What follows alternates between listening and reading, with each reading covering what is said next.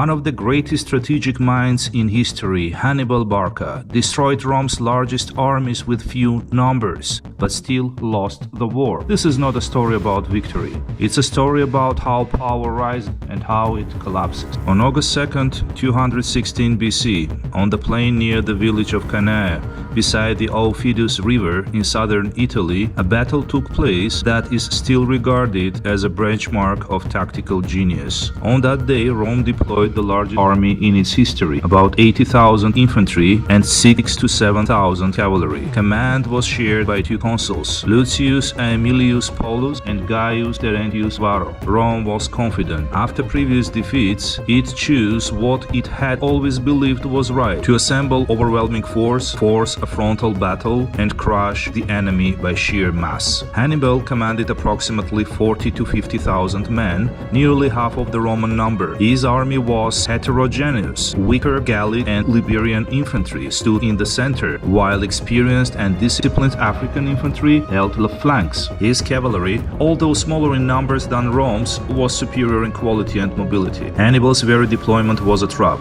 He deliberately placed a convex, protruding center, creating an impression that this was the point where a decisive blow should be struck. The Romans did exactly what Hannibal expected. They launched a powerful assault against the center, pressing hard against the Carthaginian line. Hannibal's center did not break or flee. It slowly withdrew, step by step, maintaining formation. This was the key moment of the battle. Convinced that victory was near, the Romans compressed their ranks even further, losing maneuverability and control. The deeper they advanced, the deeper they moved into the trap. As the Roman mass pushed forward, the African infantry of the flanks began to turn inward. The maneuver was slow and almost unnoticeable, which is why the Romans realized the danger too late. At the same time, Carthaginian cavalry defeated the Roman cavalry and, instead of pursuing the fleeing enemy, turned back and struck the Roman infantry from the rear. At that moment, the encirclement closed completely. The Roman army was trapped on all sides. There was nowhere to retreat and no space left to maneuver. The soldiers were packed so tightly that they could barely swing their weapons. The battle ceased to be a fight and became methodical destruction. This continues for hours. Romans did not die because they fought poorly, but because they were placed in a situation from which no escape existed.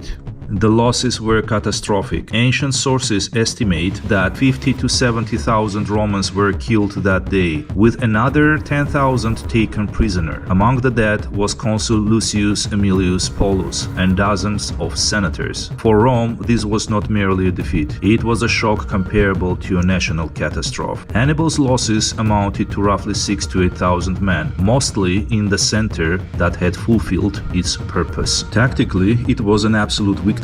Rome's largest army had been annihilated. Psychologically, the effect was devastating. Many in Rome expected the collapse of the state itself. Yet strategically, something occurred that Hannibal failed to achieve. Rome did not surrender. It did not sue for peace. It did not collapse. Instead, it adapted. After Cannae, Rome abandoned blind frontal pressure and never again allowed itself to be drawn into a total encirclement. This is why the Battle of Cannae is considered brilliant, not only because of its scale, but because Hannibal won through thought, not numbers. He used Roman doctrine, psychology, and confidence against Rome itself. He destroyed an army, but encountered a state capable of surviving even such a catastrophe. Cannae revealed both the limits of individual genius and the strength of the system, able to endure, learn, and continue fighting. Hannibal Barca was born around 247 BC in Carthage, into a Barcid family, the military and political elite of the city. His childhood unfolded in the shadow of Carthage's defeat in the First Punic War. Rome imposed harsh terms, restricting Carthaginians' freedom of action. Hannibal's father, Hannibal Barca, refused to accept defeat as final. He believed Carthage had lost not because Rome was stronger, but because it had fought incorrectly.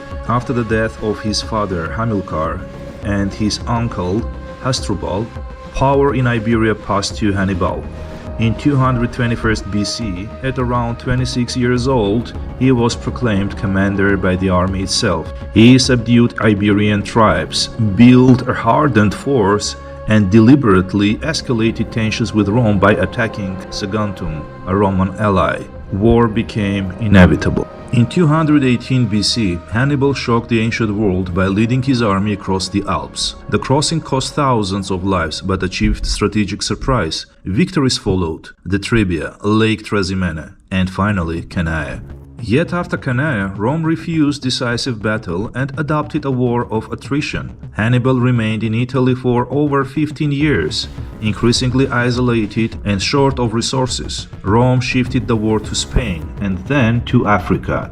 In 204 BC, Scipio Africanus landed near Carthage, forcing Hannibal to return home. The final confrontation became at Zama in 202 BC. Hannibal remained formidable, using war elephants and layered formations, but Scipio applied Hannibal's own lessons against him. The Roman manipular corridors neutralized the elephants, and Numidian cavalry decided the battle. It was not the defeat of a genius, but the defeat of a man facing an opponent who had learned from him. After the war, Hannibal reformed Carthage's finances and governance. Even without an army, Rome feared him. He was forced into exile, moving between eastern courts while Roman envoys pursued him. In 183 BC, Hannibal realized that there was nowhere left to flee. He carried poison for this moment. According to ancient sources, his final words were, "Let us relieve Rome of the fear it had endured for so long."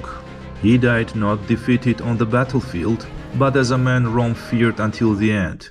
Hannibal lost the war, but he forced the greatest power of his age to change forever. Hannibal did not lose because he lacked genius.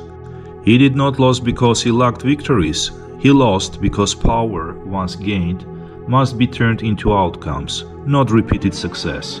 Rome survived because it learned. Hannibal fell because learning came too late. This is how power rises, and this is how it fails.